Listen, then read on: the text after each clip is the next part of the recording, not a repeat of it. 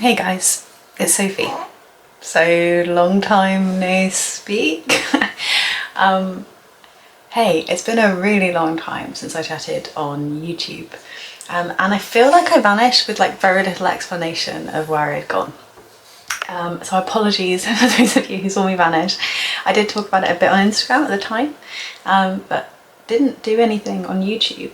So why am I here? What hole have I crawled out of? And what's been going on for the last like 2 years? So I took a bit of a break from social media and YouTube. I think I was finding that I was reading far more for like the algorithm and for social media than I was for myself. And I took a really good look at myself and kind of what I was doing and decided I needed a bit of time away. And I also was getting really busy with work and life changes and stuff, and just needed some time away from being viewed on such a regular basis. And I've had a really lovely time away. I have played a lot of video games. I have gotten into tree frogs, which you probably saw at like the very end of my last YouTube. We have a baby now, so just here, we have a 3-week-old baby. So I've had a whole pregnancy and that in my absence. And I've been reading, but I've been reading very differently to how I was reading, definitely in terms of quantity, since you guys would have talked to me last. So the world has changed an awful lot in the last 2 years.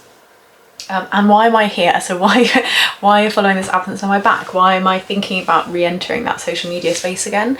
Particularly given that for me, I think I found myself in quite an unhelpful space with reading on the internet.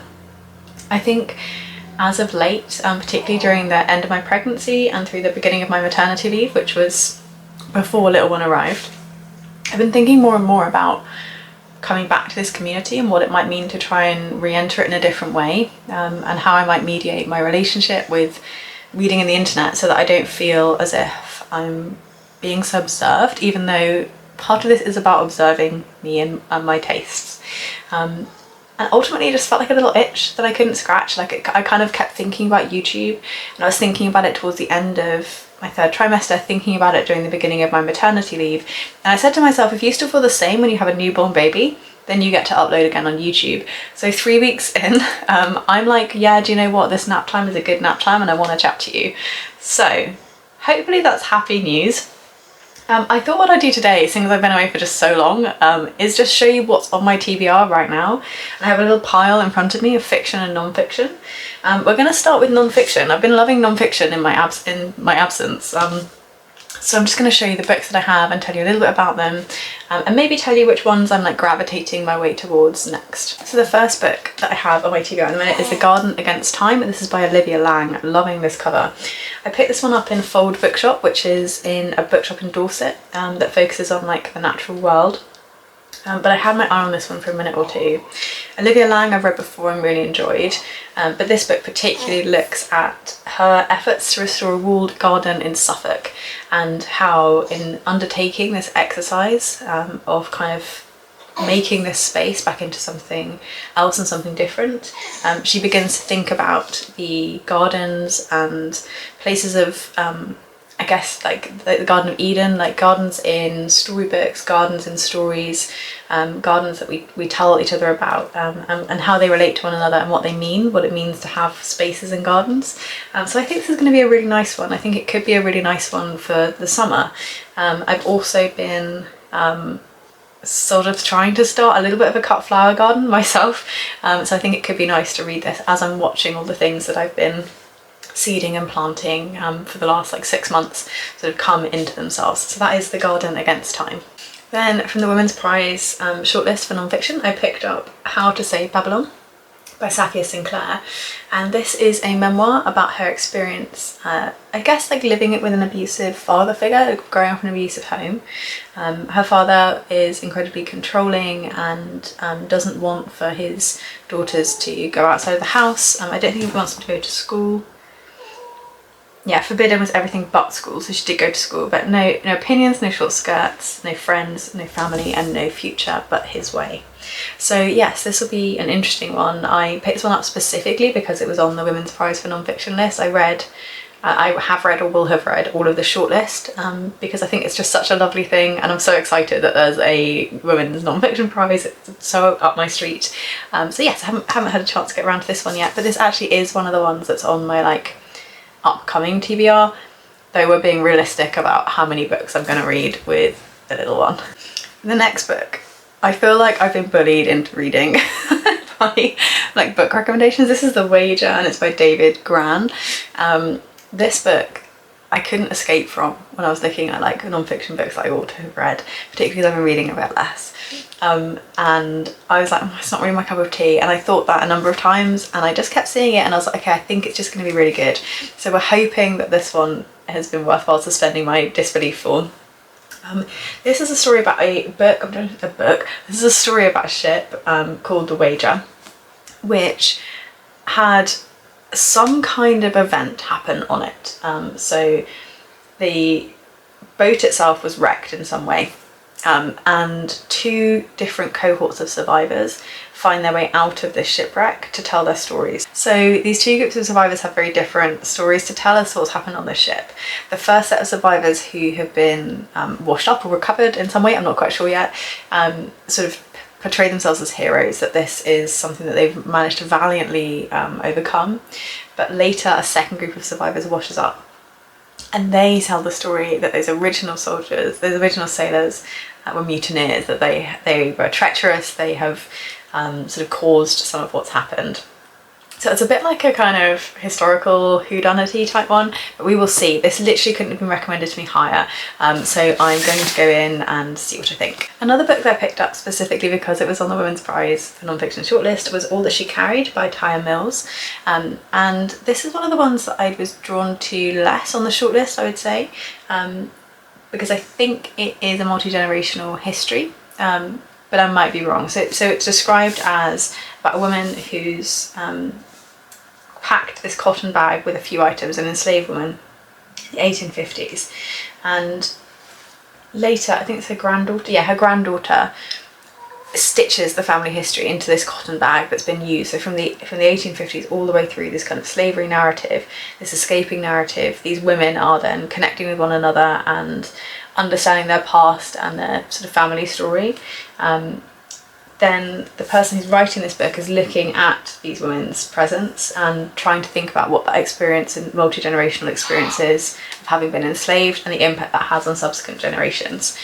I need to trust that this will be told in a really like compelling way for me, because multi-generational stories normally aren't my cup of tea, but we will see. I was really wanting to read all of the ones that were on the Women's Prize shortlist, so yes, I'll look forward to seeing what I actually think, and I think this one might be next on my TBR, so this is either going to be the one next, or potentially there's one other like fiction book that I might read next. It's definitely going to be one of the ones I pick up next. Then I have Like Love, which is Maggie Nelson's next essay collections. I don't know this is coming out. I clearly have been too disconnected from the bookish universe, because I saw this and Waterstones and was like, oh, what? So I bought this one straight away. I know nothing about this. I just know that everything that Maggie Nelson has written I've really, really enjoyed. I love that they have gone thematically for like very cohesive covers for all her work. I feel like it would have been really easy not to do that. It's brilliant that they all just sing to one another so prettily. And in terms of content, so it says that this covers intergenerational exchange, love and friendship, feminist and queer issues, how these shift over time, subversion, transgression, perversity, the roles of the critic and the roles of language in relation to visual and performance arts, forces that feed or impede certain bodies and creators, and the fruits or follies of a life spent devoted to making. Just going to be brilliant. We know it's going to be brilliant, and this is one I'm definitely going to have to hold myself off from reading for a little bit longer. Then a very buzzy non-fiction book that's been everywhere is Knife by Salman Rushdie, and this in brief recounts the attempted assassination of the author and the impact that had to follow. So what the thoughts have been about that experience. I don't remember what year it was in 2022. Yeah, I was going to say, I just thought it was kind of last year or the year before. So in 2022, he was talking about how to keep writers safe, and a man dressed all in black stormed the stage. So yes, Rushdie in this book is talking about what happened on the day, the impact, and broadly, I guess, like, what is it like to be someone that's able to tell brave stories and come under criticism to that level. But yes, this is a pretty short book, but I think it should be really, really, really interesting. And another one that's a little bit of a backlist book is Rebecca Solnit's Wonderlust, which is a book all about walking, all about why we walk, where we walk to, and various types of walking. So like walking for pleasure, pilgrimage, all manner of different places, mountaineering and meandering, it says in the background. And she looks at walking in her own life, but walking through history, and broadly just thinks and meditates on the matter of walking. I feel like at the moment with the little one, it's a really nice thing to perhaps kind of pick this up, because life feels like simultaneously very fast and slow at the moment.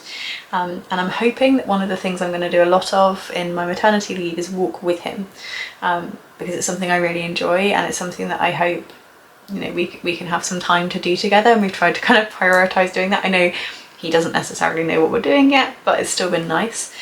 So I felt like this would be a good one, rather than to eat up all in one go, to perhaps just sort of nibble little snippets of every now and again, and read through a longer period of time. Then the next one I heard of and was like, oh, I want to read that one, and this is The Chain, and that is by Chimene Suleiman. This book looks at one woman's relationship with who sounds like quite an incredibly nasty man. She starts the story in 2017 as she sits in an abortion clinic waiting to abort the child that she's conceived with this man. And that's the last time that they ever connect with one another, because somehow, and we don't know quite how, and that's one of the things that I think will be the kind of the joy of diving into this book. She then finds out how this man has been interacting with like dozens of other women and what the impact has been.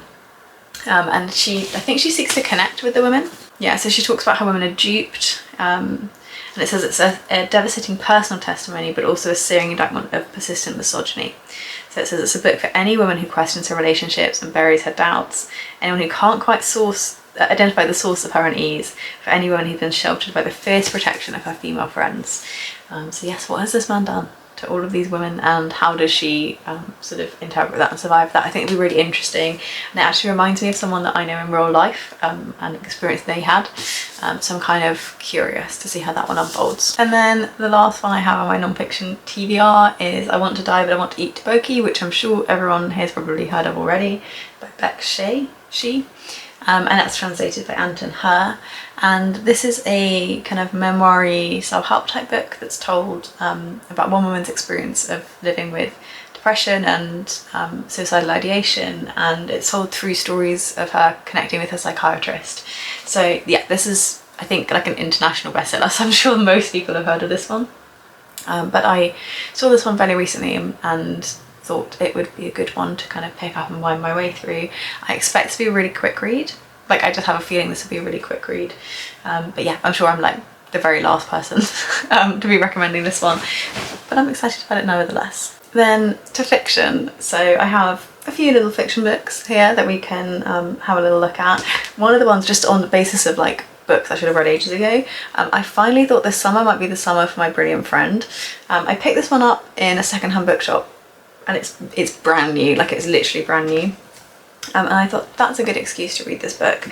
I actually don't know what My Brilliant Friend is about. I've slightly avoided it. It was one of those books where it's so buzzy that I daren't touch it.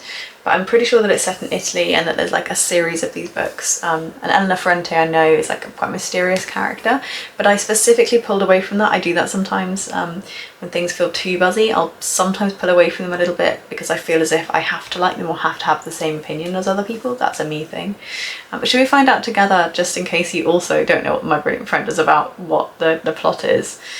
It says it's a story of Eleanor and Lena, which begins in the 1950s in a poor but vibrant neighbourhood on the outskirts of Naples. Growing up on the tough streets, these girls learn to rely on each other ahead of anyone or anything else, as their friendship, beautifully and meticulously rendered, becomes a not always perfect shelter from hardship. Okay, so that I thought for some reason it's about families. I don't know whether the Neapolitan novels, like overall, whether they have that connection. But yes, I just thought this is the summer. I'm gonna give it a go, see whether or not I fall in love the way that everyone else fell in love. Sometimes I just get a bit overwhelmed by so much love for particular books. Then I have Butter by Sako Yuzuki, and this book I kept seeing. like such a number of times that I felt as if I had to pick it up. It was one of those ones where I kept holding the book, looking at the book, thinking about the book, and then didn't buy it. And then I think it was like the third or fourth time I went into a bookshop, I was like, I have to go find it, because in between times I kept thinking about it and wishing that I'd bought it. Again, this is one I suspect you probably have seen everywhere by this point, and I think this is one that internationally has gone around the houses a fair bit. So I'm just looking up so that I remember the characters' names. So there's a gourmet cook called Manako Kaji, that's how I'm going to say it, apologies, who has been convicted of the serial murders of a number of businessmen who she's said to have seduced with her cooking. She notoriously doesn't speak to anyone, she doesn't engage with anyone until a journalist writes to her asking for one of her recipes for beef stew. And then the journalist is called Rika Machida. And Rika sort of connects with her through this request for that recipe, that request for food, and it tells the story of this kind of salacious serial murderer and cook, I guess, like kind of Hannibal Lecter vibes, right? But yeah, I just kept seeing it and I just couldn't not pick it up. We got too far down the line. The next one I think was from the International Booker long list, shortlist. This is What I Would Rather Not Think About by Genti Postuma. And the back of this book was what convinced me to buy it. It says, by my 27th birthday I owned 142 sweaters and it was high time I saw a therapist. I just think that was brilliant. Oh yeah, it is. It says on the front, International Booker Prize long list. There we go. Yeah, so this is about I think it's about a woman. A narrator whose twin brother has recently taken is a lady whose twin brother has recently taken his own life. And it's reflections back on their childhood and the connection, I guess, of what it's like to lose a sibling, but to lose a sibling so close to you like a twin, and what that must be like for a family. This is almost certainly going to be the fiction book that I read next. So I think in all likelihood, those are the three that are on my like immediate TBR. Then I picked up two really short books, because I think rightly so. I think I'd imagined that when he was here, I would be struggling to sit down and read like such big books, and I purposefully have actually read through, that might not seem like it, I've read through my longest books on my TBR, and I actually have a lot of books on my TBR for me because I bought lots in advance of him arriving, before my map pay started. But there's two, and this is one of them that was specifically a short book, so it's a tiddly tiny little book. It's called, this is Amo Do Copy, and that's by Natsumi Imamura. And this is a book about a childhood. I think it's a little girl who is struggling to communicate with other people, and I think it's probably going to be one of those tiny little vignette books. I'm pretty sure, it's by Pushkin Press, I'm pretty sure there's like a couple of books by the same author that I've seen going around. I've definitely seen other covers that are similar, but I saw this one, it's in foils, I think I might have been in foils, and saw this one and thought, yes, short little book, and I felt like, especially when like breastfeeding, like I'm more likely to be able to read a 115 page book than I am like a 300 page book. So there's that one. Then the next one I have is Blizzard, which is also translated. So this is by Marie Vintergrass, and it's translated from the French by Stephanie Smee. This one is about a woman who is in Alaska, where she goes out on a walk with her child by themselves. Somehow the child vanishes in this walk, and it's about the efforts to try to find this missing child and the impact that it has on the mother who's lost this child. So it says, in the snow every minute counts. Soon each of the few neighbours joins the search to find the boy before it is too late. As the hunt intensifies, connections are made, secrets unearthed, and it seems that freezing to death is not the only danger that they can fear in the isolated edge of the world. So I'll be really interested to read this one. I listened to a podcast called Locations Unknown, which is all about people who disappear in national forests and national parks in the States, and I love that one, so I'm curious as to whether that's going to have similar vibes of kind of search and rescue and stuff. We'll see whether it's just small town community stuff, but so that is Blizzard. Then I have Blue Sisters by Coco Malors, and I didn't read Cleopatra and Frankenstein, same thing. Everybody loved it too much, I was frightened of it. So I thought I'd go in with her second novel and then already work my way back to the original. This is about three sisters, but there were four. So it's about three sisters who are all very different, and how they have navigated the loss of their fourth sister of sort of their family. So Avery is a straight-laced lawyer who lives in London, the typical eldest daughter, though she hides a secret that could undo her perfect life forever. Bonnie was a boxer, but following a devastating defeat has worked as a bouncer in LA, until a reckless act one night threatens to drive her from the city. And Lucky, who's the rebellious youngest, is a model in Paris, whose hard partying ways are finally catching up to her. So we'll see what I think. I think I bought this one mostly because I wanted to read Cleopatra and Frankenstein, but I was just convincing myself the same problem, that I was going to not like it and everyone else was going to say it's amazing and I'll miss out on this amazing experience. So Blue Sisters is how I will make my entry into that author. And then the final book on my TBR is My Friends by Hisham Matar. This book is about two Libyan students who I think are at the University of Edinburgh. Yeah, they are, or at least they're in university in Edinburgh, who'd been planning on travelling back home after the end of their studies. But they go on a protest, I think at the Libyan embassy, and for some reason the government opened fire onto the protesters. So this novel looks at the impact of that event. Both of the men are wounded and have to kind of navigate the world in which they've built here in the UK and the world that they've left at home, and what it might mean sort of from that point onwards. I think this one feels like one I'm going to really enjoy. I don't know why. You know how sometimes you just get the vibe about a book that you're just going to really love it? This is definitely one of those, and that's why, despite its kind of semi-chunkiness, I felt as though I could pick this one up anyway. I feel as if we've done remarkably well to have just talked through my whole TBR, and he's still asleep, so we've done really well. I think I'm gonna finish the video pretty quickly now and go on those vibes. Thank you so much for watching. If you have watched, I know I've been away for a really long time, so you taking the time to come and join me again in this space is really appreciated, and hopefully it's been enjoyable just to hear a little bit about where I've been, and see what I might be reading in the coming weeks and months. I suspect more like months, but yes, it's been really enjoyable to be back, and I'll look forward to kind of editing this and getting it out to you at some point soon. If he stays as calm and as lovely as he is today, who knows, it might be sooner rather than later. But yeah, I'll see you guys again soon in my next video, and look after yourselves until then. Bye!